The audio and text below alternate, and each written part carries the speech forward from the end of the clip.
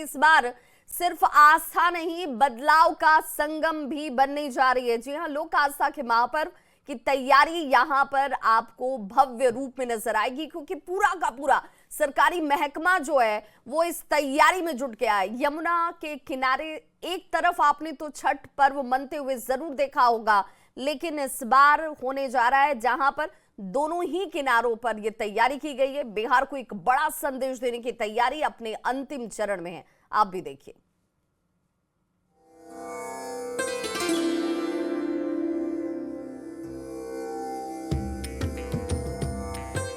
छठ पूजा सूर्य देवता और यमुना मैया की आराधना का पर्व, वो पर्व जो सिर्फ पूजा नहीं बल्कि परंपरा, अनुशासन और पवित्रता का प्रतीक है। और इस बार दिल्ली के लिए ये छठ कुछ खास है, क्योंकि पहली बार राजधानी में यमुना नदी के दोनों किनारों पर छठ महापर्व मनाया जाएगा। दिल्ली के सीएम रेखा गुप्ता ने कालिंदी कुंज घाट का दौरा किया और साफ कहा कि इस बार यमुना में न झाग होगा न गंदगी। यमुना होगी निर्मल, साफ और श्रद्धालुओं के लिए सुरक्षित। दिल्ली सरकार का दावा है ये सफाई मिशन अपने अंतिम चरण में है। सरकार पूरी तरीके से सजग है और प्रतिबद्ध है कि इस बार की दिल्ली की ये छठ का त्योहार अपने आप में एक नया सवेरा लेकर के आएगा। जब हमारी बहनें सूर्य को जल देंगी तो वो यहाँ एक साफ पानी में खड़े होकर के जल देंगी। किसी भी प्रकार की गंदगी, किसी भी प्रकार का झाग इस बार दिल्ली वासियों को झेलना नहीं पड़ेगा। सरकार ने अपनी पूरी तैयारी कर रही है। देख रहे हैं आप, सैकड़ों कर्मचारी यहाँ पे यमुना जी की लगातार सफाई करने के लिए काम कर रहे हैं। हमारे अधिकारी पूरी तरह से मुस्तैद हैं। छठ के लिए अब कुछ ही दिन रह गए हैं, ऐसे में दिल्ली में भी छठ को लेकर खास तैयारियां की जा रही हैं। और हाथी घाट पे इस वक्त मेरी मौजूदगी है, जहां आप देख रहे हैं कि रंगाई पुताई से सौंदर्यकरण का काम जो है वो किया जा रहा है। ये छठ घाट यहाँ पर बना हुआ है, पर पिछले कुछ समय से, जब से मनाही है तब से इस्तेमाल में नहीं आ रहा था। अब आप ये देखिए कि जो सीढ़ियाँ आपको नजर आ रही हैं, तो मानसून में जब यमुना अपने वास्तविक स्तर पर पहुँच गई थी तो यहाँ तक पूरा यमुना का पानी आया हुआ था। और फिलहाल भी आप देखेंगे कि दलदल जैसी जगह जो है बीच के गैप में बनी हुई है, जिसे यहाँ से साफ करने का काम जो है वो किया जा रहा है। आप देखेंगे बाल्टियां, बड़े कंटेनर यहाँ रखे गए हैं, जिससे पानी को निकाल के ऊपर की तरफ फेंका जा रहा है। और साथ ही यमुना तट पर जेसीबी मशीन है, जिससे मिट्टी डालकर पूरे तट को समतल किया जा रहा है। इरिगेशन और फ्लड कंट्रोल विभाग की टीमें यमुना की सतह को चमकाने में जुटी हैं।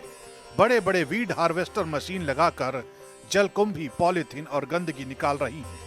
यमुना के जल में अब पारदर्शिता लौट रही है और श्रद्धा की तैयारी सिस्टम के साथ कदम से कदम मिलाकर चल रही है। दिल्ली में रह के भी अपने इस पर्व को बहुत आस्था और विश्वास के साथ बहुत अच्छा से कर सकते हैं, क्योंकि पानी आप देख सकते हैं कितना स्वच्छ हो चुका है।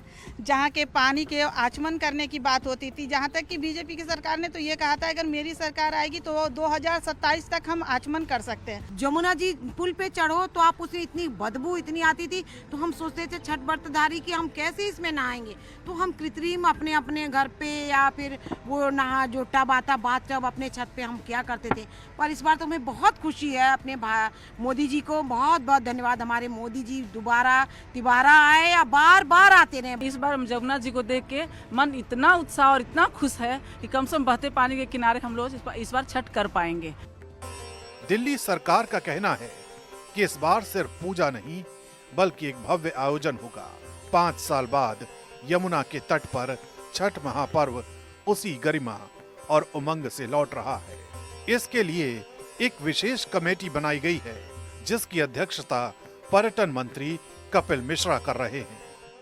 देखिए, छठ की तैयारियां तो भव्य हैं, लेकिन एक बात सबको समझनी होगी, जो यमुना मैया पे छठ पूजा रोकी गई थी उसके पीछे कोई कोर्ट का ऑर्डर नहीं था।